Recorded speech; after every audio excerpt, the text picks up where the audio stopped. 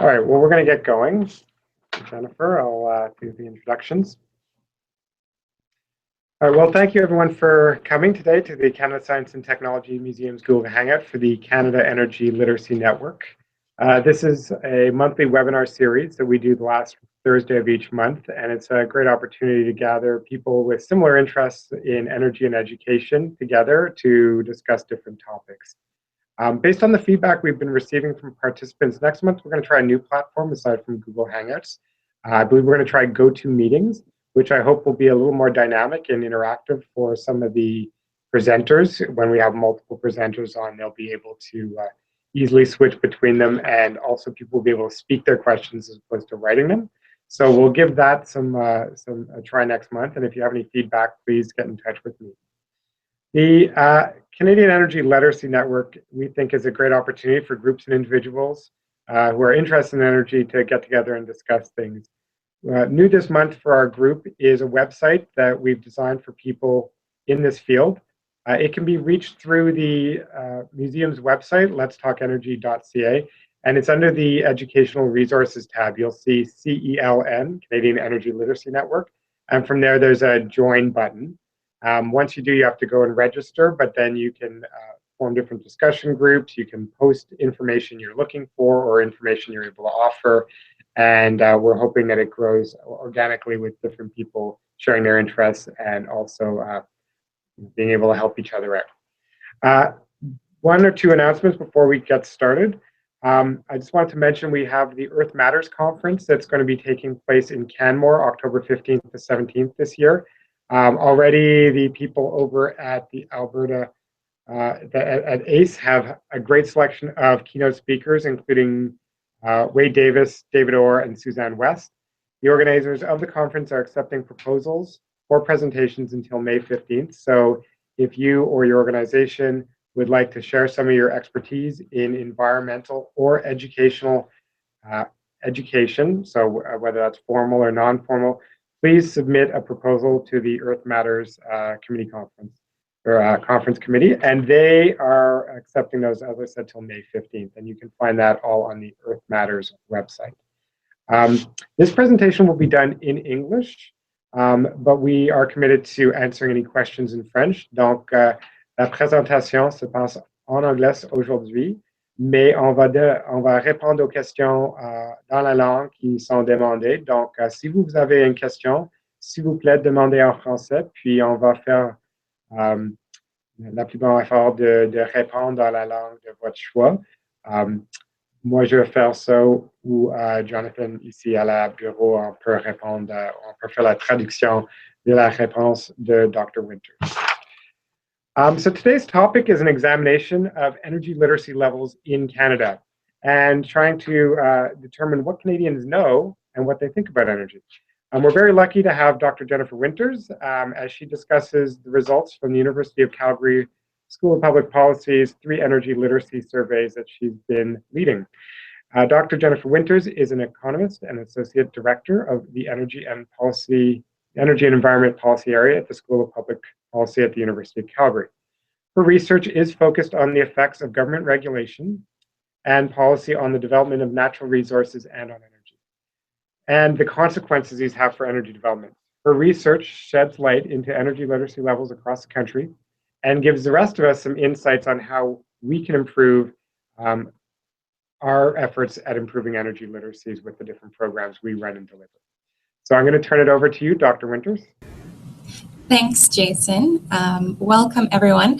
And just before I get started, I'll warn everyone that my office is on the street and you may hear sirens at some point. Hopefully not, but we might get a little bit unlucky. All right, I'm just going to share my screen and turn the presentation on, and then we'll get started. Okay. Now, Jason, you can see the presentation, correct? Great. All right. I'm just going to get started. Now, this is based on 3 surveys that myself and colleagues based at the School of Public Policy did in 2012 and 2013.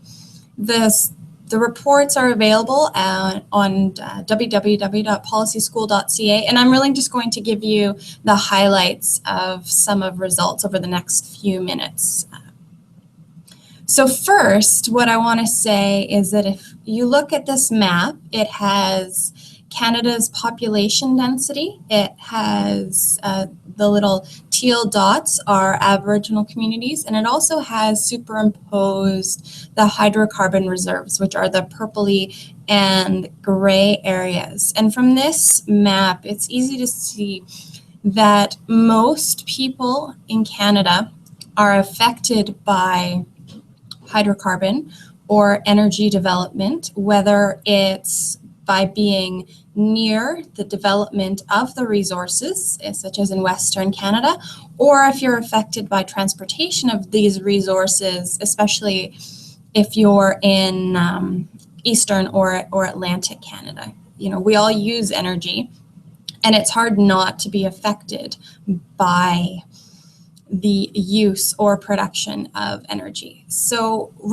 our rationale for investigating, what I'll call energy literacy is, I think most people are aware in some sense that energy infrastructure and investment is critical for quality of life. I mean, we just have to look at ice storms or winter storms in Quebec, the blackout in Toronto to know that not having energy can significantly affect how we're able to carry out our day-to-day lives. However, we have noticed that public opinion is changing around not just energy sources, but how we're transporting energy. And this is an important thing to study because there's a little bit of a disconnect between the acknowledgement that we need energy and what sort of sources we want our energy to come from, fossil fuels versus renewables. And there is a lot of information out there on the internet, good and bad, accurate and inaccurate. And I think it's really hard for the general public to be able to distinguish between what's, say, good information and what's bad information. And this is where investigating energy literacy and energy education initiatives like museums, a colleague at the University of Calgary, he's developing an energy literacy website. He's presented on this webinar series before. So it's the idea that there's so much information out there and it's hard to distinguish good and bad is, one of the reasons we wanted to investigate energy literacy, to figure out what's the baseline for knowledge in Canada. Now, I do want to define energy literacy because this is quite broad, and so it can be fundamental understanding of energy from basic units of measurement to understanding energy production and distribution, as well as the economic and environmental factors that affect decisions about energy use. And the last component, the economic and environmental factors, those are particularly important for policy. And one of the reasons that it's important for the public to be aware of the consequences of different types of energy use is that politicians follow voters. And so if we want to have good policy, we probably want to have a public that is aware of the trade-offs of different types of energy use. Now, as I mentioned earlier, we did 3 surveys. The first was of the general population, and we had just over 1,500 respondents. The survey took place in March and April of 2012. We followed that up with a survey of business and policy leaders in July 2012. And then the third survey was of Aboriginal Canadians, and that was in July 2013. And we asked a broad spectrum of questions on what the respondents knew about their information sources, what they know about energy, and also, their attitudes towards different sources of energy, as well as their attitudes towards environmental protections. So what I'm going to do is just give you highlights of some of the results. This is certainly not exhaustive, but I think this is what I'm going to show today is probably, well, I think one of, or some of the more important results. So to start off with, we asked the question is, what is the most important issue facing Canada today? And respondents were asked to just give one response to picking the most important issue. And the things I want to highlight on this slide is that the economy, or the world economy, was top of mind for almost everyone. The response, or the percentage or proportion of respondents picking this was slightly lower among Aboriginal Canadians, but it is pretty high for the general population, and then our business and policy leaders. What's really interesting is that oil and gas and energy, it's definitely down at the bottom. Not really a key issue for most people. I do also want to point out that the environment or climate change were not really top of mind for the general population or the business and policy leaders, but it was ranking fairly high among Aboriginal Canadian respondents. Now, to follow up with that, we asked our respondents to score the most important issues on 0 to 10, where 0 is not at all important and 10 is very important. So this gives a sense of the relative weighting of issues beyond just what respondents consider to be the most important. And when you're looking at this slide, you can see that healthcare, the economy, jobs and unemployment, education, they're all scoring fairly high, with healthcare and the economy as the highest. I would say the environment and energy are second order behind the first four in terms of importance to Canadians, though I do find it fairly interesting that energy and the environment are scoring not too far below the other issues we asked respondents to score. Now, here's where we asked about people's concern about the effect of energy generation on the environment. And I think, this is not very surprising for me, in that there are a lot of people that were very concerned and a lot of people that were somewhat concerned. What I found interesting was the not too concerned for business leaders and policy leaders. It's not high, but also not super low. So in general, there is significant concern about the effect of energy generation on the environment, but there are substantial differences across the response groups. In particular, Aboriginal Canadians had the strongest response for very concerned, and we can see that policy leaders had the strongest response for somewhat concerned. And what this tells me is that perhaps energy education efforts or environmental education efforts need to be different across different groups. Choosing the message to respond to the concerns of different groups, because you can imagine that business and policy leaders might have different concerns than the general population or Aboriginal Canadians. We also asked respondents about support for different sources of energy. We didn't ask this question of the business and policy leaders, because it's not, not as relevant as the general population in Aboriginal Canadians, or what we consider to be sort of the everyday people, in quotes.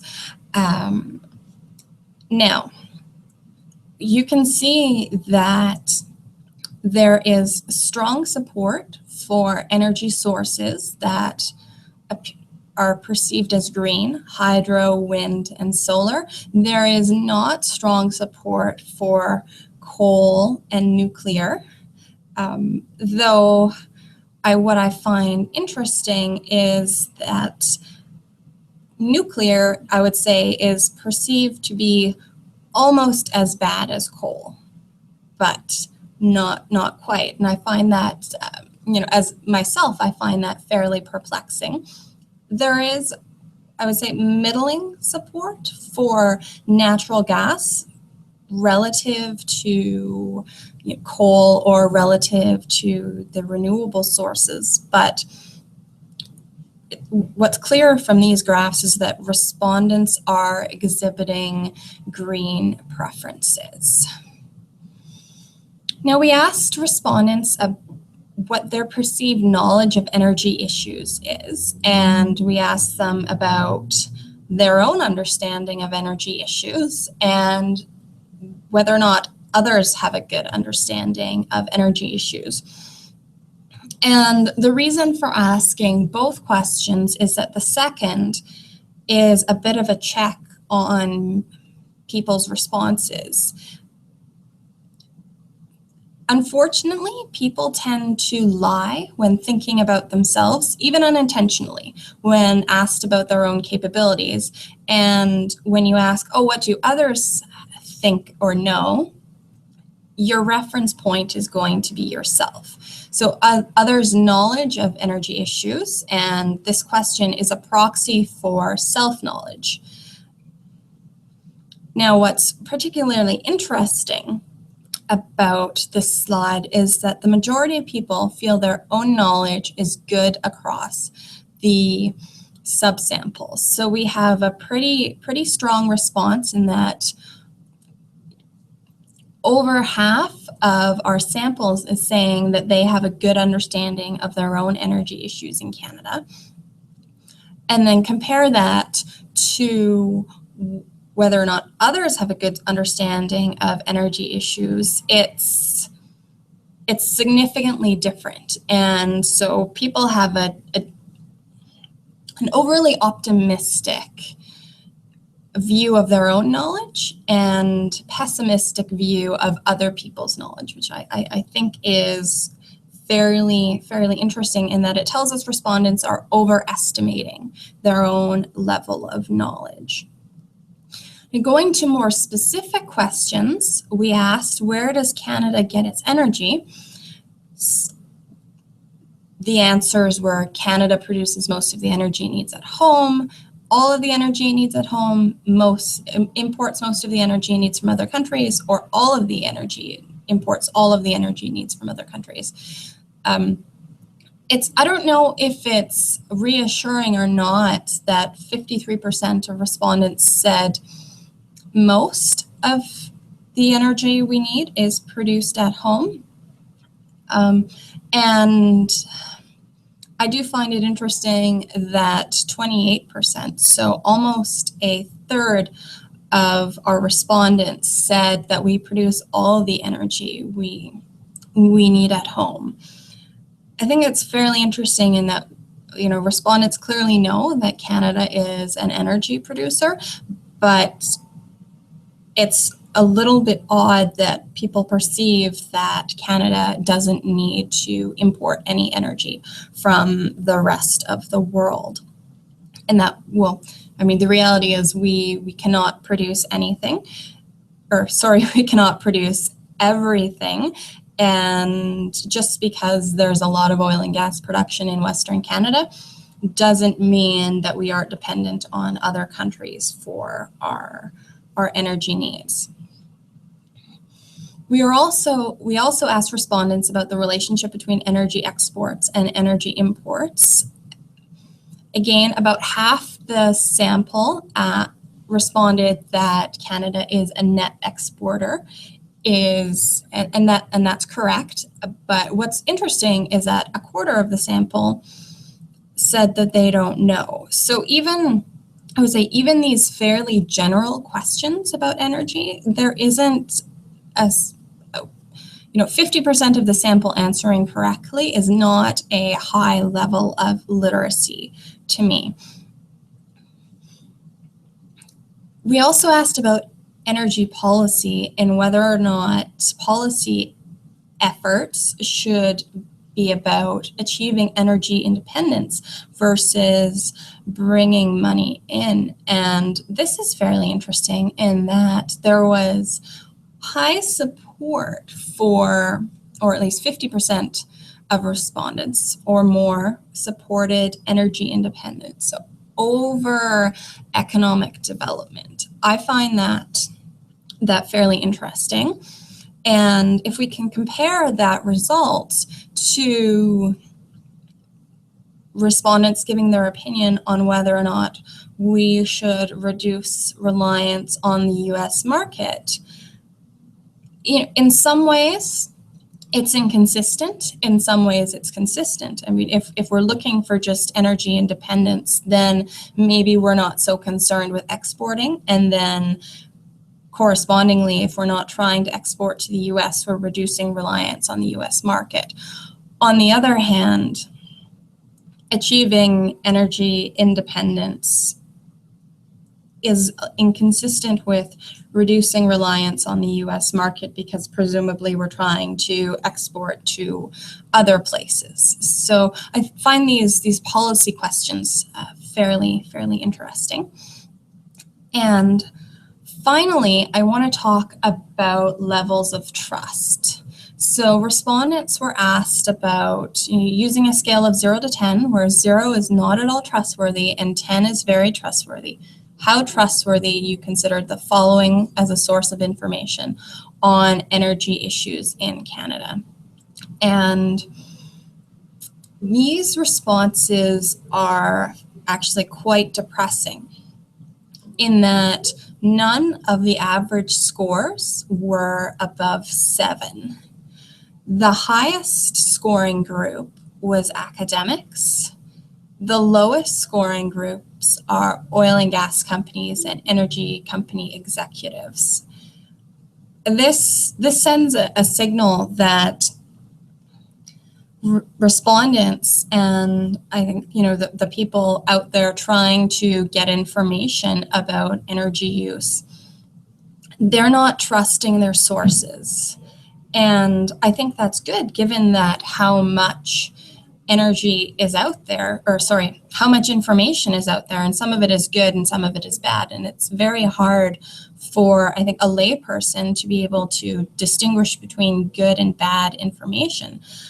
So in a sense, the low levels of trust are good, but on the other hand, it's even good information that's out there is probably not going to be trusted by the general public. And this is a big deal. If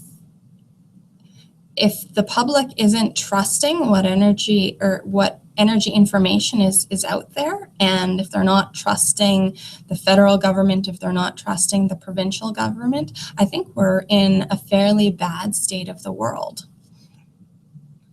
So just to wrap up, I think the implications of our survey is that respondents are overly optimistic about how much they know about energy and how much they know about the implications of using it. Trust levels suggest a disconnect with a key Canadian industry. And I want to qualify my use of the word key. It's not a key industry because it creates jobs and economic growth. It's a key industry because it's necessary for the quality of life that we enjoy. And I think it's becoming more and more apparent that Canadians are ashamed of our role as energy producers, or particularly as oil and gas producers and perhaps coal producers. And this is a bad state of the world if what we depend on for quality of life is something that the general population is ashamed of.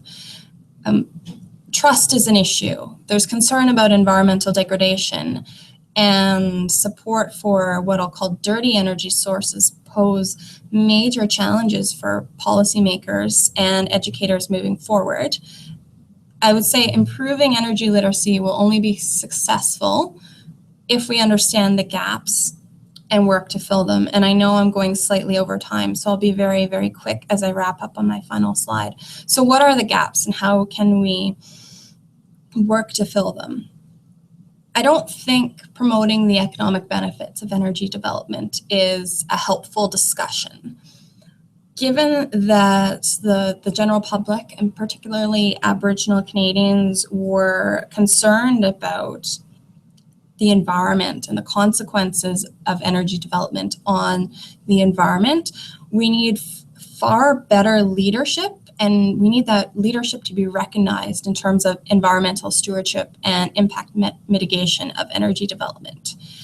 And for key discussion points for improving literacy, I think it's really important that people are aware of why energy is produced, the energy services that we need to ensure our quality of life, and the consequences of energy use and reducing energy use as well as fossil fuel use. It's not as simple as switching to green sources of energy. There are consequences for using all sources of energy, and we're not having a very productive discussion in the public realm of what are the benefits of different types of fossil fuels. They're more efficient. What are the consequences of fossil fuel use?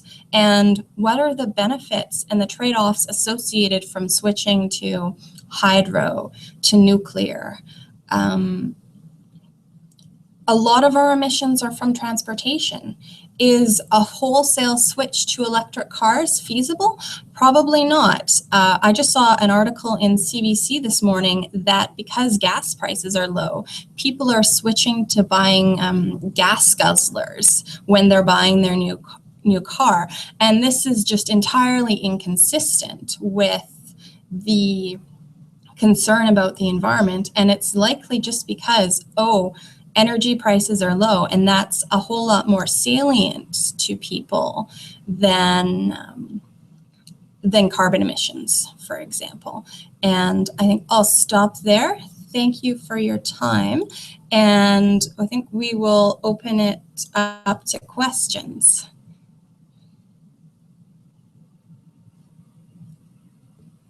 Thanks a lot, Jennifer. So we'll let some questions come in here. It'll take a couple of minutes for them to show up.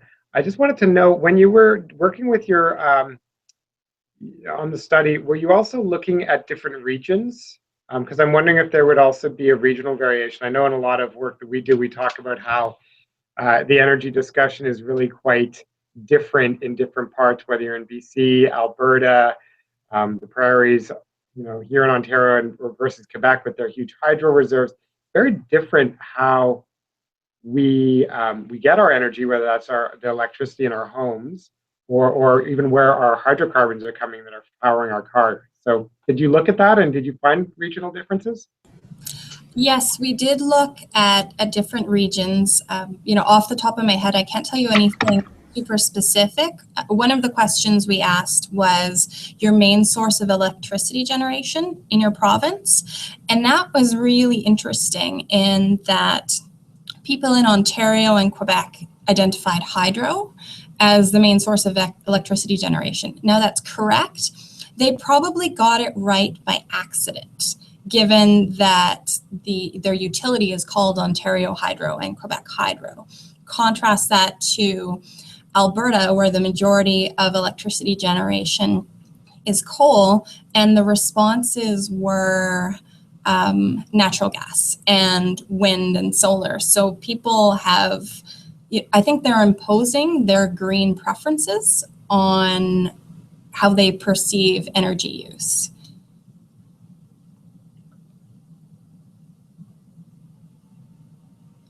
Okay, so we have a question from Jonathan.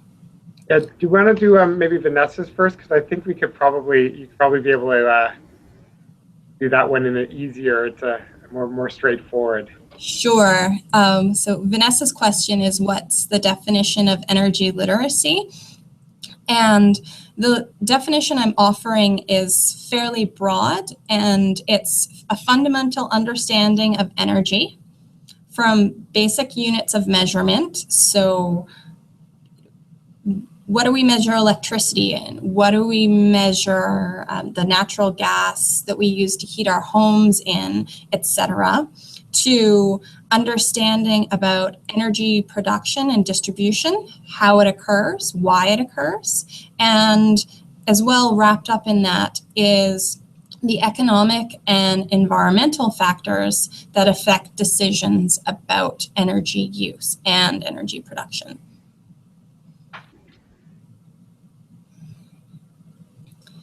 Okay. Great, thanks. All right. Both do you Louise want me to answer Jonathan or Louise first? Either way, they both talk a bit about Jonathan has a nuance about nuclear versus coal, but they both talk about leadership and kind of communication of this message. I would, in your results, it seemed like academics were the most trusted, but not even really entirely. So what's your insight into there, Dr. Winters?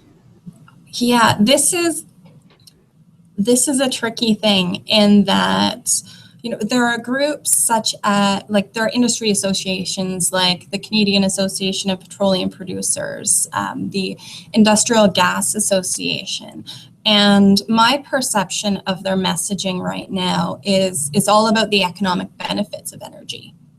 And I think people are aware of the fact that, oh, the energy sector creates jobs and it creates economic activity. But what people are worried about and concerned about is the environment and the consequences of energy use on the environment. So I think it's incumbent on these industry associations to recognize and reward environmental stewardship and best practices by their member organizations. And I also think there is a role for academics, museums, literacy groups for providing information to the public as a independent, hopefully unbiased source, so that there is a place that people can go.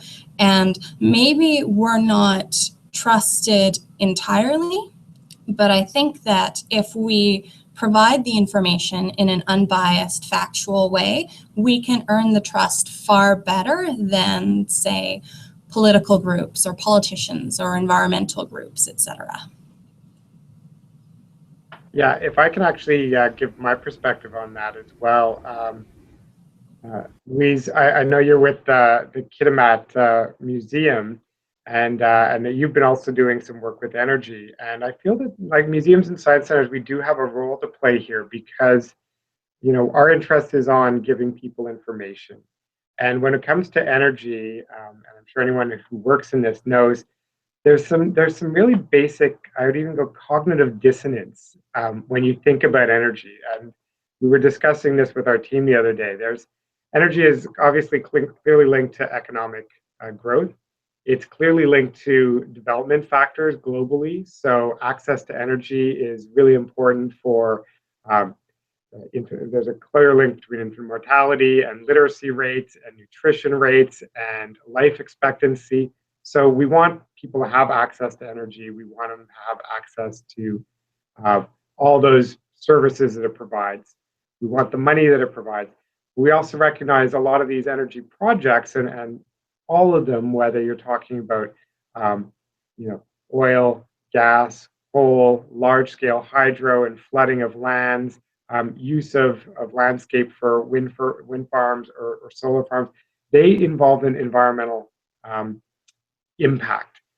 And so you have these different opinions, and they each make sense that, yes, we need energy for this reason, and yes, we'd like to see everybody have access to energy for all these development reasons. And yes, we would like to see the protection and of our environment and sustainable development. And sometimes they all don't work together. And I think for politicians and for associations, it's sometimes harder to walk that line because obviously they're representing their constituents or they're representing the industries. So I think that academic field, as well as those museum and science centers, have a role to play because we can hold all of those pieces that are actually quite opposite comfortably within our hands. And we're not here to tell people what they do. We want to just show all of those different aspects and ultimately let people make their own decisions. So I feel that we actually have a really key role, and I think that we need to kind of step up as museum and science centers into that to promote the discussion. That's my little soapbox there. I completely agree.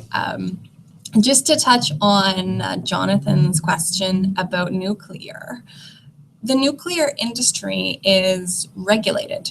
There is a Canadian Nuclear Safety Commission, just like pipelines are regulated federally by the National Energy Board and provincially by the different provincial regulators. And when we're talking about, say, public safety surrounding energy sources, I think it's the role of the regulators of those energy sources to demonstrate that they can be operated safely, that there are no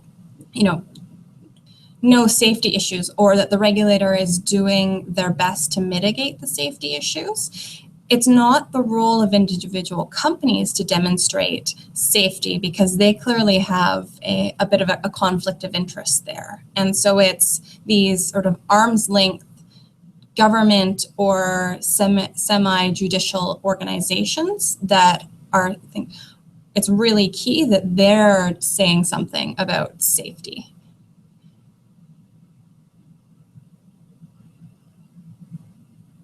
Right, okay, so Louise's question, it's so difficult to engage the public on this topic. The general public is not wanting to spend leisure time thinking critically on global issues. It's an uphill climb, and how can we get this going? I completely sympathize with that perspective. And I mean, think about it as just normal everyday person. I know actually zero about my car, about how it operates. I have no need to know about how my car operates. If it makes a weird noise, I take it to the mechanic. And it's sort of exactly the energy literacy is essentially exactly the same thing in that a lot of what we're talking about is, call it a wicked problem, in that there are no easy or simple solutions, and any solution we put forward may have really unfortunate and undesirable consequences. So an example is solar panels. If they get dust on them, they have to be washed. And so that's an environmental consequence of using what could be considered a renewable energy source. If we want the solar panels to be as effective as possible, if it means using, hundreds of liters of waters to wash solar farms, is this what we really want? Sorry, I wandered off track with my example, but how can we get it going? I think there needs to be more of, say, a provincial, federal, municipal discussion around planning for the future. The federal government has instituted new regulations on coal-based electricity in that they're to phase them out. And so it's incumbent on provinces and municipalities to figure out, okay, given that we're phasing out coal-based electricity, what are we going to do? And, it's start having town hall meetings, start having the opportunities for people to engage in these problems. And, you're probably at first just going to attract the people that are really invested and involved. But I think if you provide opportunities for people to talk about energy issues and the trade-offs associated with different sources of energy, we might get somewhere. We might not, but at least we'd be providing an opportunity for people to give their opinion relative to the situation now, where the only place people have to be heard is in regulatory hearings for pipelines. And we can see how well that's going, as in not well at all. If I could just jump in as well here. So I totally sympathize. The general public, as a museum or a science center or any kind of cultural space, even a digital space like a website, people are coming to these generally in their free time. And people don't necessarily want to come, and they definitely don't want to come and be told that the way that they're living is wrong, or that they need to change their lives, or that that we're in dire problems because of any issue, whether that's we're looking at deforestation or soil loss or energy or water. There's a lot of very serious issues that we face as a global society, and I think while we're all aware of them, sometimes on a Saturday afternoon, that's not what we want to be thinking about. We want to spend some time with our friends and family, and we might be in these spaces like a museum or science center. I know what we're really trying to do with our exhibits and our new material going forward. We have kind of two new focuses. One is on storytelling, and because we find that information, and I know that as a museum you'll know this as well, we can hit people over the head with facts, but people don't necessarily always respond to facts and figures. So maybe the people who are here, like I love hearing about all your facts, Jennifer. That said, I mean, I'm fascinated by all your numbers because this is what I'm passionate about. But I'm sure if you were doing this presentation for a group of high school students who didn't know anything about this, you would tailor it differently. But so being able to tell stories, I think, is really important. People respond to stories because I think it's just built right into our DNA as a species. That's how we've communicated for millennia, is through those stories. And so I think if we can try and figure out how to communicate some of these complex and difficult issues through stories better, we get further. And also, we're looking at trying to figure out how we can do some gamification of these complex topics. And I hope that doesn't sound glib, because obviously, we can't make a game out of what the future of, humanity's place in and how we affect the environment and other places are. But there's been a lot of research done on learning, and people are much more willing to learn when they're having fun. And so already we have an advantage as museums and science centers. People do come to us to have fun, but it's really about taking that fun concept but applying it to serious topics. So I think there is hope for us, but I think we really have to be on our game to think how we do this. I'm gonna go down to the next question here from Ralph. Maybe if you want to take that, Jen. Sure. So Ralph has a comment that ecological science has not yet produced a common metric for the objective comparison of comprehensive impacts of resources, etc. And that's a fantastic point. And I think, actually one of the reasons probably that academics have a lower trust score is we pretend that the state of science that it currently is in is definitive. And that's not accurate, right? Science is constantly changing. We're constantly learning more. Think about 100 years ago, everyone thought tobacco was fine. We've since revised that opinion. And I think, I'm a social scientist, but I think a lot of, let's call them hard scientists, also get caught into a trap of saying what we know now is definitive, it's the answer. Whereas what's really happening is it's evolving. And I think that if we acknowledge that and saying, this is what we know now, this is what we think the consequences of increased carbon emissions are, but there's a lot of uncertainty around our knowledge. I think that instead of taking science as fact, as more as taking it as what we know now and evidence, and admitting that there's uncertainty and we don't know everything, I think that will help a lot. Or, it'll maybe it'll help a lot. But I think it'd be incumbent on us to be a little more honest about how certain we are in what we know. Yeah, I think if people understand that science is a language for discussing issues and for analyzing problems as opposed to the answers to those problems, that would help.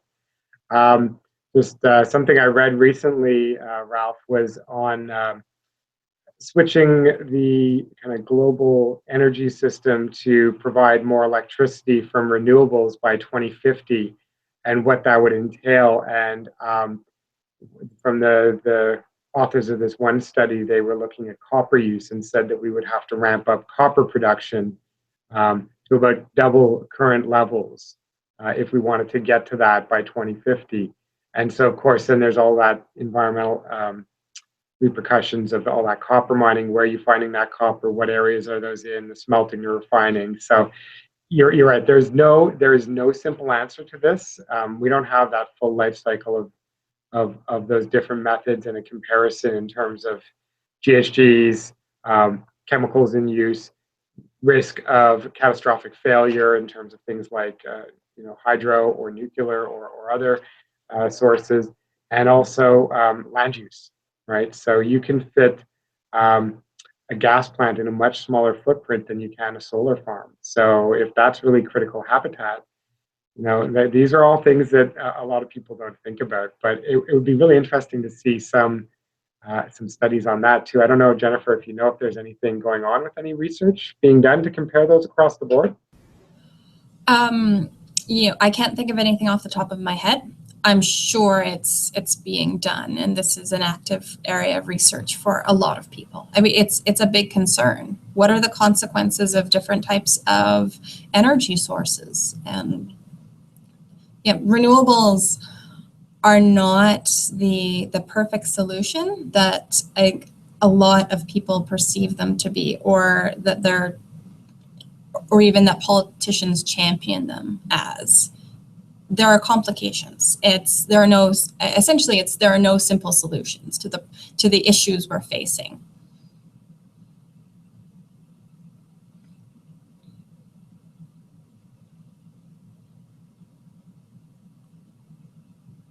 I'll just say thanks, Avery, for your support there on the comments.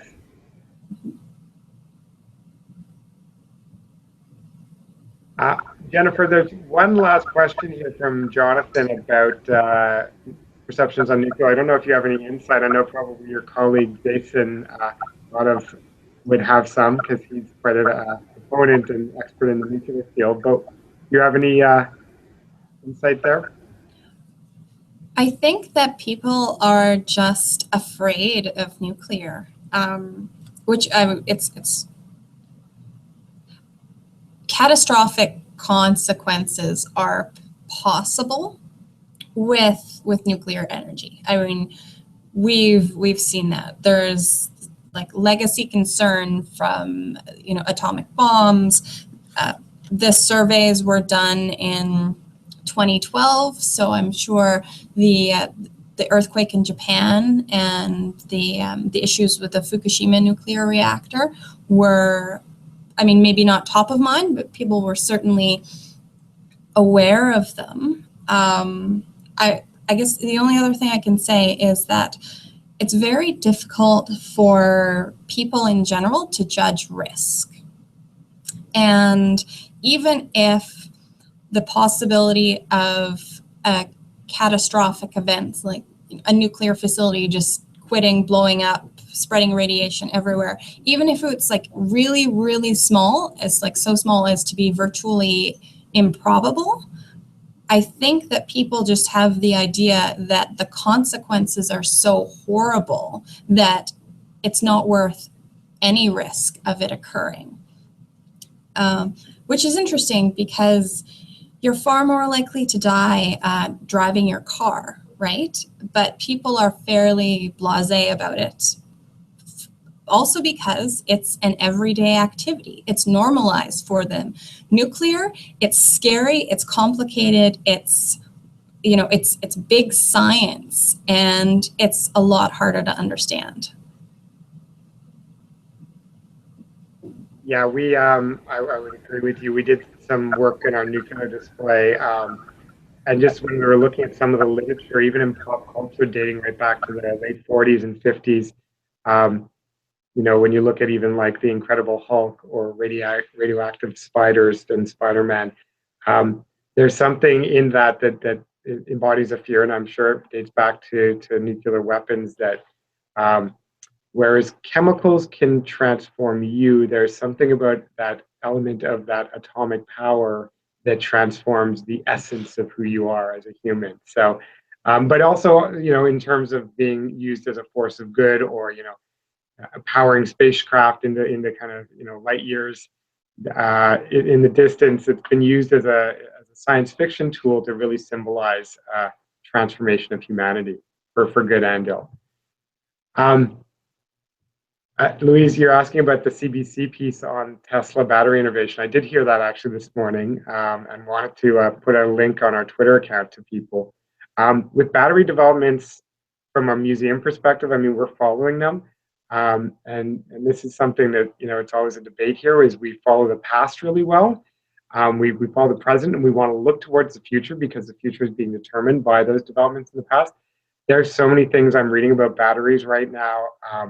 And some of them are, you know, seem really promising. Other things seem like these potentially are dreams that are never going to be attained. So I think we're following it, you know, all around.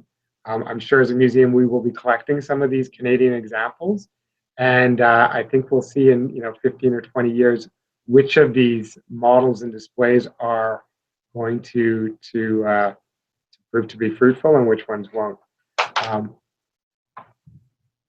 So that's my perspective on batteries. I don't know.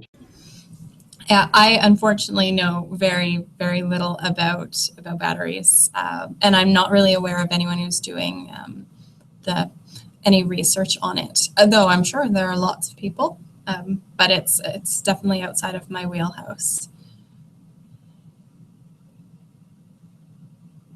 Yeah, Louise, actually, I was going to try and contact that professor. He was at Queen's University down in Kingston, and see if maybe they would come on one of these webinars and talk to us about some of the latest battery research, because we always do, you know, when we talk energy and renewables, that seems to always be that holy grail that is elusive but always on the horizon. So it would be good to get some experts on that storage topic and you know, wow us with what the latest and greatest research is going on out there.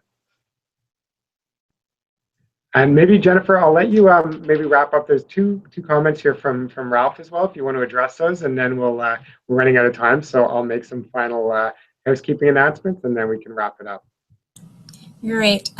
So the first comment from Ralph is that even with near perfect knowledge of all the impacts of different sources and different categories, it comes down to risk perception and weighting, and that's absolutely correct.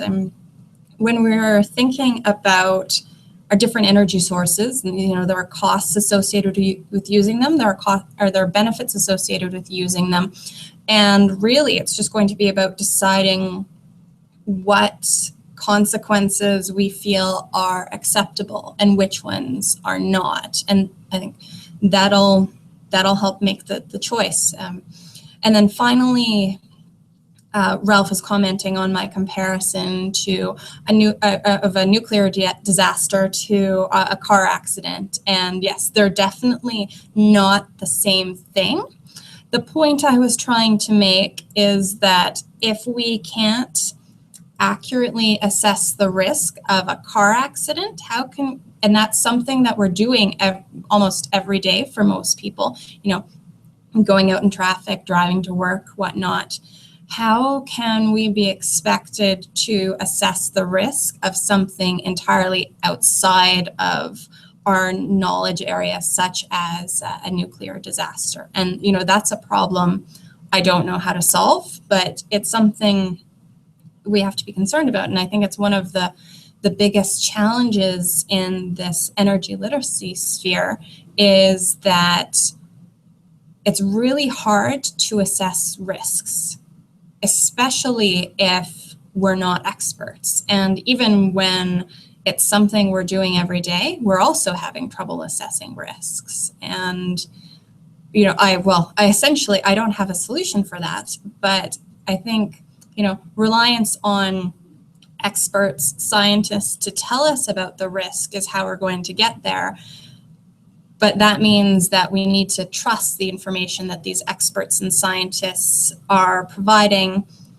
How are we going to do that or improve trust levels? I don't know. I mean, we've discussed it a little bit today, but I think it's an ongoing challenge to get the public to understand the challenges associated with energy use, the risks associated with energy use, and whether what I'm saying is accurate or just a bunch of BS, essentially. Hopefully I'm considered to be trustworthy, but it's a challenge, and we just have to continue to be upfront about what we're doing, hopefully unbiased, and I think, you know, people will respect honesty above all things. And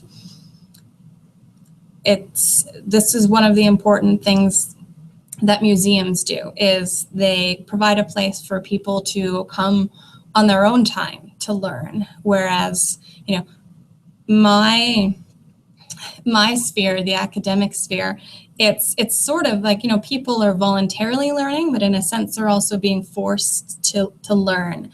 And so for improving the energy literacy of the general public, it's far better for it to be a fun environment rather than a forced environment.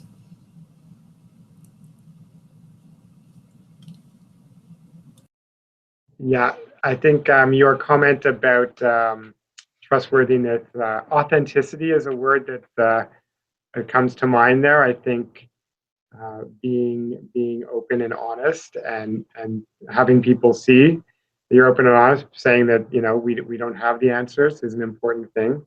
But definitely public trust seems to be at an all-time low in all spheres. So it's something that I think everybody is dealing with, whether that's you know, government, industry, academia, or you know, non-formal education like ourselves. Thanks, Vanessa, for joining us. Thank you, actually, everyone who joined us, and thank you, Dr. Winters. Next month, we'll be having our webinar on the 28th of May. We hope to have Student Energy present some of the work that they've been doing, mapping energy programs globally, as well as showcasing some of the videos in their new series. And as I mentioned, next time we join it, we'll try another format. So I'd love to get these questions as opposed to having the people type them, but actually have them spoken, so we can get into a bit more of a discussion. And so we'll be testing that. Please send me any questions, comments, concerns, or suggestions you have.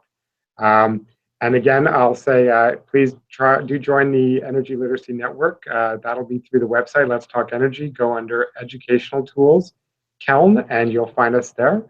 And final note, I was just on the Electrical Association website, and I noticed that they have designated June as National Electricity Month for the second consecutive year.